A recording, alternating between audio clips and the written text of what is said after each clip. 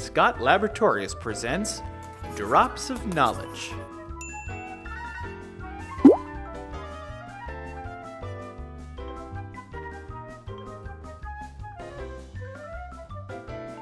Prior to filtration, grades should be selected and lot-specific data recorded from the pack sticker for records. If for some reason the sticker is missing or illegible, the grade and lot number is also printed on the back of each filter sheet.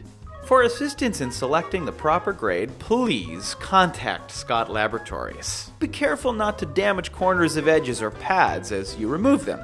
Damage may increase dripping during filtration. You will notice that each pad has both a rough side and a smooth side.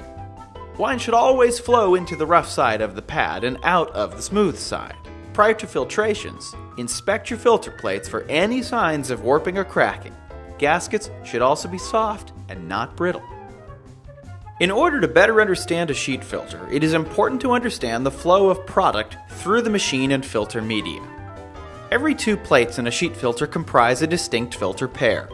This pair is made up of an inflow and outflow plate. Each addition of a new inflow and outflow plate increases the capacity of the filtration and runs parallel to the other filtration pairs. All intermediate filter plates are equal, but are defined as either inflow plates or outflow plates based on their orientation in the unit. If the ear of the plate without the gasket is oriented on the inflow side of the machine, this plate is considered an inflow plate. If the ear without a gasket is on the outflow side, this is considered to be an outflow plate. When inserting intermediate plates into the filter, alternate directions so that the plates properly gasket against each other. Most machines are equipped not only with intermediate plates, but also end plates. End plates are unique and are used as first and last plates in the filter. Insert one filter sheet in between each plate of the filter. The rough side should be facing the inflow plate, and the smooth side should be facing the outflow plate. By doing this, you will notice that the direction of the sheet will alternate from one plate to the next. After inserting one sheet between each plate, lightly tighten the filter using the spindle or other tightening device. In a standard filtration, the product inlet is commonly situated at the bottom right port. Product outlet is located at the top port. Using sanitary sight glasses, valves, and pressure gauges will be important tools during the filtration process. All other ports should either be capped or equipped with a vent or drain. At this point, the machine is ready to rinse and sanitize. The common recommended method is hot water sanitization, 20 minutes at a minimum of 180 degrees Fahrenheit. In addition to a hot water sanitization, compatible sanitizers include SO2, citric acid, and phosphoric acid. For recommended concentrations, contact Scott Laboratories.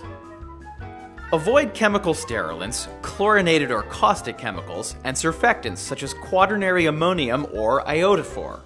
They are difficult to rinse from the sheet matrix. When initiating rinsing and sanitization, begin a flow of ambient water into the inlet and out of the outlet. The filter at this point should be loosely closed with valves open and drains flowing.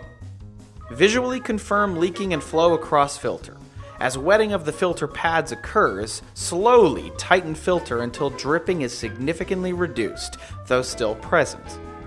Introduce desired hot water or chemical sanitizer at this point, taking proper precaution of operator exposure to any products used.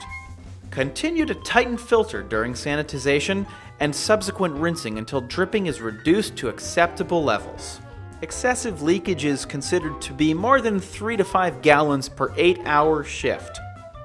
If such leaking persists during use, check condition of plates and gaskets for warping or cracking.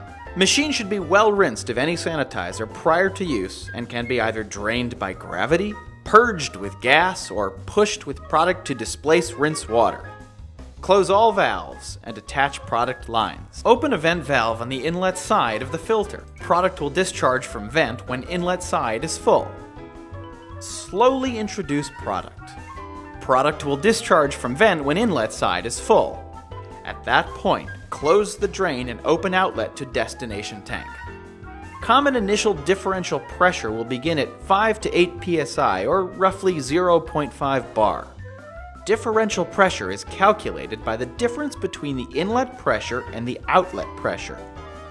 Outlet pressure is commonly very low, unless a counter-pressure tank is used, downstream valves are not fully open, or significant elevation is required to arrive at the destination tank.